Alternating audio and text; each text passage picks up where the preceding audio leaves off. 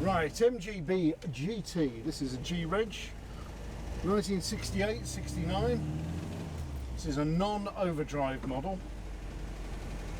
It's always nice to have the overdrive, which is a bit of a shame, but to be fair, if you're bowling along country lanes, you won't really notice that. Runs well enough, pulling nicely. This is kind of a town and country MGB, I would say. It actually does drive really nicely, this.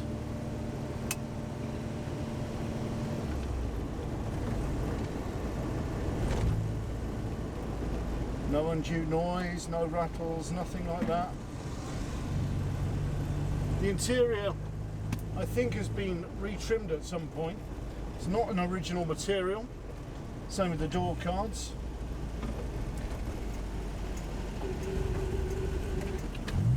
But by now it would have been a little bit jaded, I'm pretty sure, if it had just been original. Mileage, what are we showing? 93,081 miles. Now, if the engine has not been rebuilt, it certainly feels lovely. Oil pressure's good, showing 75 at the moment, pretty high. But bear in mind, we're not quite warmed up yet, we're not quite all the way. Got a flicker on the temperature gauge there at the moment, flickering up to the 75, between 75 and 80. Let's get rid of this lorry that I'm tailing at the moment. Glorious MGB sound. When I was a kid, I always knew when one of these was going past my bedroom window. You could tell it's just that sort of growling exhaust note, which is beautiful from that 1800 B series engine. Glorious little cars. This is great. I mean, this is really what the 60s was all about. You know, you could be a young person, jump in one of these and be away off to the country, living the new free life that people really had in the 1960s.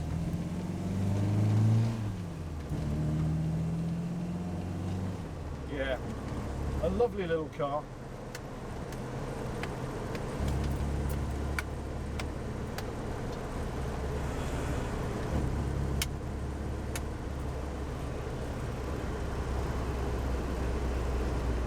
Would it benefit from having overdrive? Yes, it would. Most cars would. Does it need it? Nah, not really.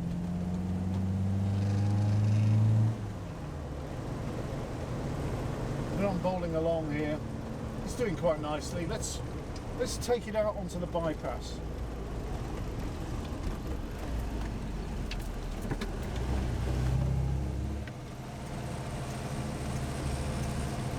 I'm not sure whether this fuel gauge is pessimistic or absolutely bang on accurate.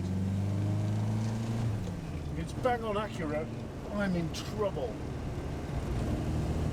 If it's pessimistic, then we should be okay. Right, so just coming onto the bypass. I'm in third gear, showing an indicated 50 now, 60.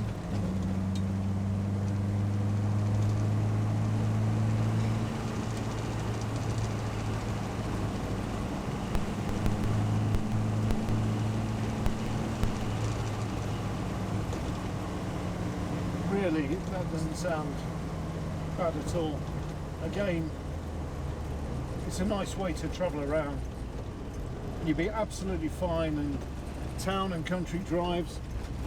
Depends what you're using it for. If you're using it for high-speed commutes all the time, and very long distances, you might want to source an overdrive gearbox and fit that. But all in all, as a running driving car, I'm enjoying this little motor.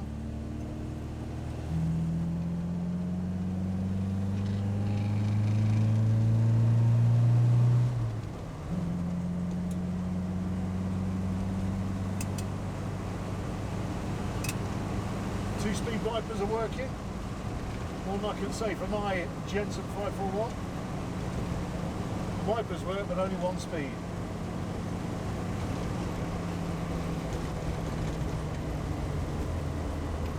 Yeah, it's funny actually. You forget how nice MGBs can be to drive.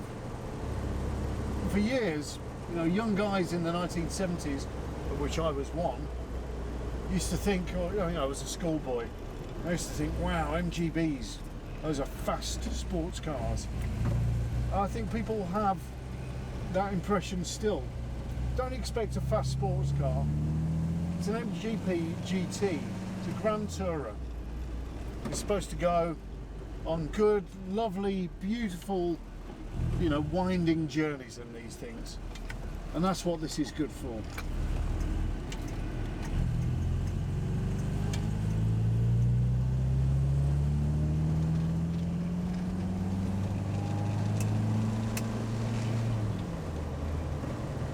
Yeah, this is nice, it runs nicely. I haven't been underneath it, so I can't tell you anything about that. All I can tell you about is my driving impressions.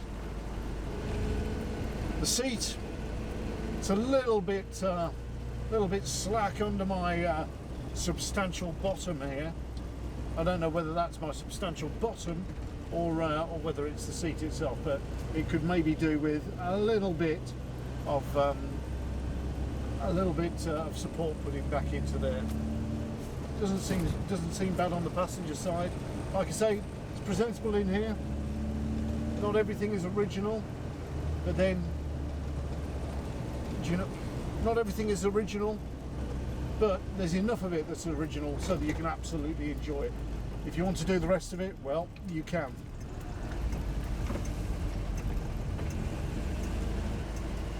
Drives nicely. Personally, I'd have a wee look at those brakes.